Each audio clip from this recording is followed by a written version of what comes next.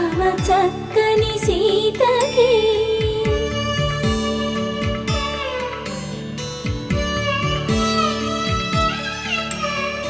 ఎర్ర జాబిలి చేయి రాముడేడని అడుగుతుంటే